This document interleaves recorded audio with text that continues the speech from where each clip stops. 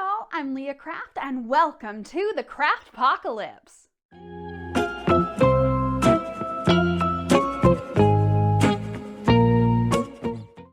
Welcome to week 3 of my year-long journey to become a better crafter. If this is your first time here and you want to know more about my project, I'll link my intro video in the description down below. This week we are doing the Three Billy Goats Gruff, which is a super short story compared to my previous selections. But I'm very nostalgic about the story because as a child I had an illustrated book version that I'm pretty sure my grandfather can still quote. When I got to stay at my grandparents' house, one of my favorite things to do was to grab that book and the funny pages from the morning paper and pester my papa to read them to me. He would fix me apple slices with peanut butter and sit me down in his lap and read me the Three Billy Goats Gruff over and over again. I was a very obsessive child, but what are you gonna do? So here is the short and sweet story, followed by a bit of royalty-free music because the story is just so short. So let's get crafting, and I'll see you back here to discuss the final project. Once upon a time, there were 3 billy goats who were to go up to the hillside to make themselves fat, and the name of all 3 was Gruff. On the way up was a bridge over a cascading stream they had to cross, and under the bridge lived a great ugly troll with eyes as big as saucers and a nose as long as a poker. So first of all came the youngest billy goat Gruff to cross the bridge. Trip, trap, went the bridge. "Who's that tripping over my bridge?" roared the troll. "Oh, it is only I, the tiniest billy goat Gruff, and I'm going to the hillside to make myself fat," said the billy goat, with such a small voice. "Now I'm coming to gobble you up," said the troll. "Oh no, pray don't take me. I'm too little, that I am," said the billy goat. "Wait a bit, the second billy goat Gruff comes. He's much bigger." "Well, be off with you," said the troll. A little while after, the second billy goat Gruff came to cross the bridge. Trip, trap, went the bridge. "Who's that tripping over my bridge?" roared the troll.